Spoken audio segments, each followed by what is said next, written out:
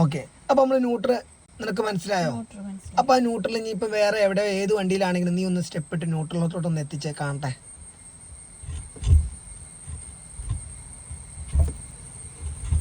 Yes.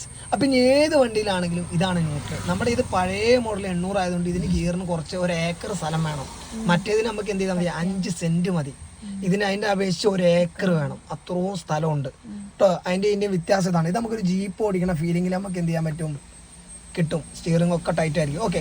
അപ്പോൾ നമ്മൾ വണ്ടി കയറിയിരുന്നു, സീറ്റ് കറക്റ്റ് ആണെന്ന് നോക്കി, ABC ഒക്കെ ചവിട്ടി നോക്കി, റെഡി, മിറർ നോക്കി, സീറ്റ് ബെൽറ്റ് ഇട്ടു, ഗിയർ നോക്കി. അപ്പോൾ നമ്മുടെ വണ്ടി എപ്പോൾ സ്റ്റാർട്ട് ആക്കുമ്പോഴും ഏത് ഗിയറിലിട്ടിട്ടാണ് സ്റ്റാർട്ട് ആക്കണ്ടേ? ഓക്കെ. അപ്പം ന്യൂട്രൽ ആണോ നോക്കി. ഓക്കെ, നമുക്ക് വണ്ടി സ്റ്റാർട്ട് ആക്കാം.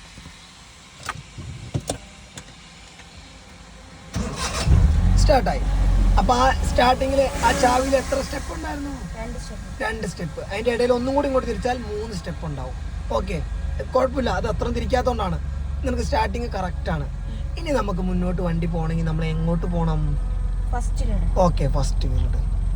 ഓക്കെ, അത്ര മതി. നമ്മൾ ഗിയർ ഇടുമ്പോൾ ഗിയറിലോട്ട് ഇനി നോക്കണ്ട. ഇപ്പം നമ്മുടെ വണ്ടി ഇനി മുന്നോട്ട് എടുത്ത് പോകണമെന്നുണ്ടെങ്കിൽ ഹാൻഡ് ബ്രേക്ക് എന്ത് ചെയ്യണം? റിലീസ് ചെയ്യണം. അപ്പോൾ എപ്പോൾ റിലീസ് ചെയ്യുമ്പോഴും ഓക്കെ ഒന്ന് വലിച്ചേ. Okay, release. അപ്പം അങ്ങനെ കിട്ടണില്ല എന്നുണ്ടെങ്കിൽ ആ 4 വിരലും കൊണ്ട് മേലോട്ട് വലിക്കുമ്പോൾ 4 മേലോട്ട് ആ തള്ള വിരലും കൊണ്ട് നീക്കി കൊടുക്കുക. ഓക്കെ, റിലീസ് ചെയ്തേ. സോറി, വലിച്ചേ. വലിക്കുമ്പോൾ നമ്മൾ എന്ത് ചെയ്യണം? ഈ ഒച്ച ഉണ്ടാക്കി വലിക്കുക. ഒഴിവാക്കിക്കേ. നെക്കി താഴോട്ട് പോകണ്ട, ടെൻഷൻ അടിക്കണ്ട. ഒന്ന് കൈയെടുത്ത് കാണിച്ചു തരാം.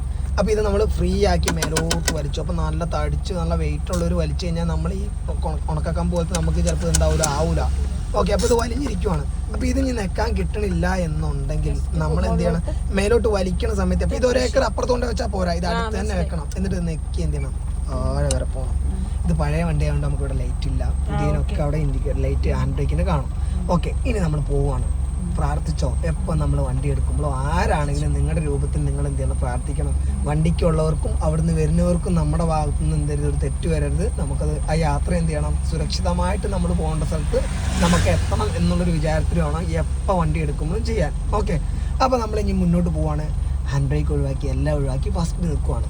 ഇപ്പോൾ ബ്രേക്കിൽ നമ്മൾ കാലെടുത്ത് നോക്കി നമ്മുടെ വണ്ടി മുന്നോട്ടും ബാക്കോട്ടും പോകുന്നില്ല. അപ്പോൾ ഇങ്ങനെയുള്ളൊരു വണ്ടി മുന്നോട്ട് എടുക്കണമെങ്കിൽ നമുക്ക് ആക്സിലേറ്ററിൻ്റെ ആവശ്യമില്ല. നമുക്ക് ക്ലച്ചിൽ മെല്ലെ റിലീസ് ചെയ്യാം. ചെയ്ത് ടെൻഷൻ അടിക്കുക ഒന്നും വേണ്ട, മെല്ലെ ചെയ്ത്